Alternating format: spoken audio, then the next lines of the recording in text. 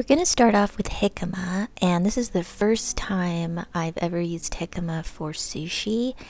And I wanted to do so because I had seen a lot of people using it instead of cauliflower, so I just thought I'd give it a go. And you want to take the skin off. I tried a couple ways. I haven't worked with jicama in a long time, and I kind of forgot how to work with it because it's great for jicama chips. But this, I think, is the best way for me, at least. Just put the flat side once you cut it, put the flat side on the cutting board, and then just cut the skin off with a knife. So that's what I did. And then I just started to thinly slice it, and then I'm going to just cut it really fine. I tried to cut it, I mean, not as finely as I could, but pretty small. And at this point I contemplated adding cashew cheese to bind it, which I definitely want to try in the future, but this time around I decided to just do it the way that I've seen other people do it, and not do the cashew cheese. I will save that for another video and another time. So you can see how finely I'm cutting this, and it kind of looks like onion right now. But if you haven't had jicama before, I love it. It's very neutral tasting. It has a very, very, very, very subtle flavor, and the texture is a lot like apple or radish or something like that. So this is what it looks like. And then I've got my Persian cucumber, which I love in so many different dishes, but especially sushi. So I'm getting that ready to go. And yeah. It was naturally curved, so it's a little awkward to get it perfectly straight, so don't feel like you need to. And then I've got my mushroom that I absolutely love in pretty much any kind of recipe, regardless of, you know, if it's Asian or if I'm doing something that's more Italian. I mean, I always have mushrooms on hand. And I love all kinds of mushrooms, but these are just white mushrooms. Just slicing those up. And then the next thing I'm going to do is get my pea shoots, and I love these. They really, to me, don't taste like much. I mean, like radish ones have a little bit of spice, but these are just very plain, but they're so beautiful and they grow so well on my windowsill. So I decided to use those, and I'm just putting on the jicama.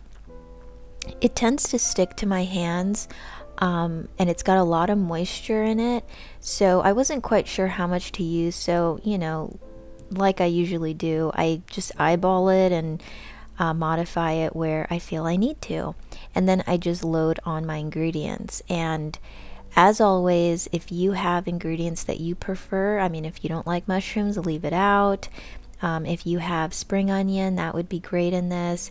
Bell pepper, carrot, whatever you have. Really, it's the jicama rice that I was experimenting with, and thankfully it worked out. So here are the pea shoots, and I kind of wanted to have some of the pea shoots coming out at the edges, and I thought that would look really pretty, and so that's what I did. But you can use any sort of microgreens. I think it would look and taste great. Because most of the time they are pretty neutral in flavor, but pea shoots are just a lot of fun. So now I'm just rolling it up, and because there is some moisture in that jicama, it really held pretty well. Sometimes I add avocado or cashew cheese, not only to bulk it up and make it more satisfying, but also to help the nori sheets stick to the insides. But with this, it held pretty well, like I said. So now I'm just cutting it up, and honestly, I found that this was way better than using cauliflower, in my opinion. It really looks like rice to me. Unlike, I mean, cauliflower looks similar, but not as close as this. And yes, it's going to have a little bit of crunchiness, just like with the cauliflower, because let's face it, let's not set our expectations unreasonably high. This is not going to be sticky and glutinous like real rice.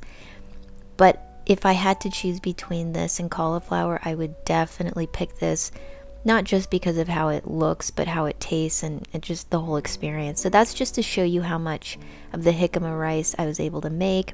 And I did end up using and chopping up that piece that was peeled. I ended up making 2 rolls. So if that gives you any indication of how much you need, but you know, you can use the jicama for so many other things. If you don't want to just make sushi with it, you can cube it up, throw it in salad, cut it into like fries or chips and use that with dip. It's really, really good. So let me know in the comments what fillings you like to use for sushi. For me, I like to use cashew cheese or avocado.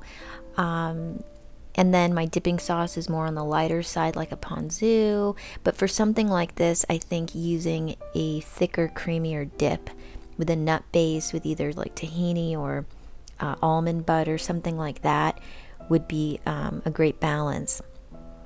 So this is what it looks like, and I try to put a little effort in my presentation this time, but those pea shoots are just something else. I love them.